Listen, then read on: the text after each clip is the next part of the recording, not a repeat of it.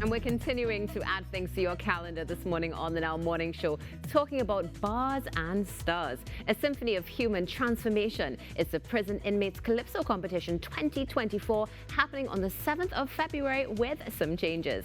Joining us in studio this morning is the Deputy Commissioner of Prisons, Sherwin Bruce, and Wendell Bompard, Prison Officer 2 of Programs and Industry. Good morning, gentlemen, and welcome. Good morning, ma'am. Good morning. Thank you so much for having us. It's a pleasure to have you here on the show this morning to talk about this as well, because this is something new. It's old, but it's new because there are some changes taking place with Bars and Stars. So let's jump straight into that conversation this morning. Wanda, let's start with you. What new can we see coming out of this annual event? Well, just one. It's not a competition. We will have had the competitions throughout the season, throughout all the prisons. This, however, is a showcase of the talent, hence the name Bars and Stars. Now, Bars and Stars, I know Mr. Bruce Offier gave it to me, but when I was bouncing off of my team, I must give credit to Alicia Charles Smith, who came up with the term, and we conceptualized it based on that. Of course, Bars and Stars, a play on bars, prison bars, and of course, and the fact that music causes that transformation from behind prison bars. So, of course, musical bars, notes, right? And of course, turning our clients into stars in their own rights, not just stars in the sense of with music or the arts, but just in terms of coming out of that state of where they were before in terms of their lifestyles, their choices, and now making a positive advance to doing what is right and best, not just for them, but for the community. Now, there's no doubt we've seen the positive impact of these competitions and showcase. But before we get to that this morning, let's bring you into the conversation. Hi. Good morning again, Deputy Commissioner. Good morning, so, ma'am. how is the participation, would you say, throughout the prisons for the competition part of this? The participation has been widespread throughout. We have to look at it as more than just a competition, but as part of our rehabilitation regimes.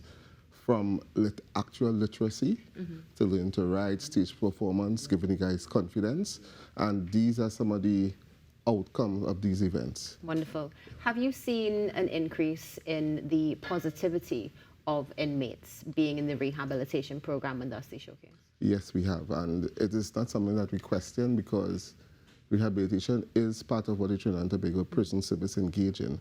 And it has been working for us. Behavior changes has been happening, and one of the things the Commissioner has pushed is that the strengthening of families.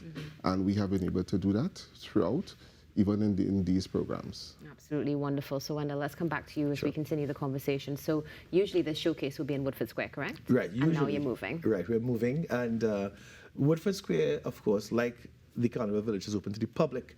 As in the daytime, we usually bring out a contingent of the artists who will come out from behind, plus an audience from behind prison walls. But we have people who are passing through Woodford Square, they stand, they stay, they look out for it. The move this year was through our collaboration, which is what really drives the prison service.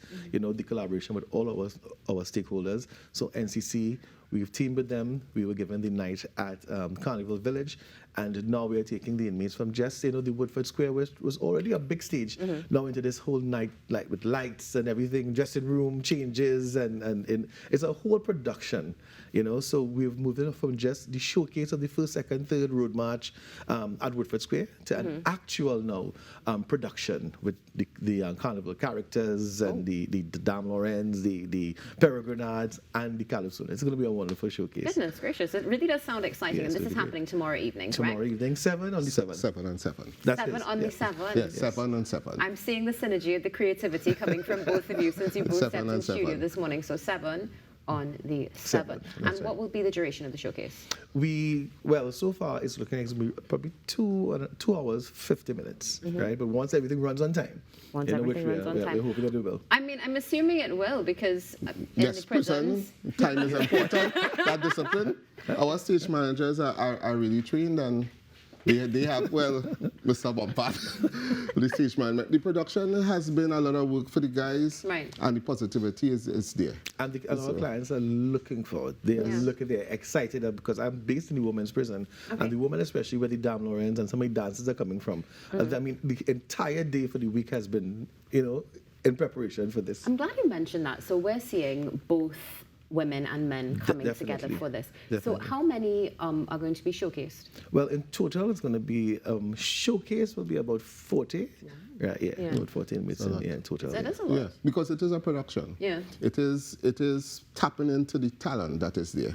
And it's something that we do not want to keep at the side. We use culture as part of our development, as part of our rehabilitative regimes. Culture is important. It is very important, and it's interesting that you're mentioning, okay, this is an entire production, because immediately just taking a look at what's being shared, you would think, all right, this is a Calypso showcase. Right. And of course, we've seen greats come out of Definitely. this showcase as well. We just saw Rommel Lazama in Rommel, Calypso excellent, Fiesta. yes. Another year. Another year, fantastic. And now you're speaking of, there's so much going on, so I'm assuming we're looking at stagehands, as we would say. Definitely. People doing their running around, lighting. So all of this is going to be done by Mask makers, I mean, costume designers, everything being done in-house. It sounds like in-house has been extremely busy. Very much so. Even the costumes made, everything is in-house.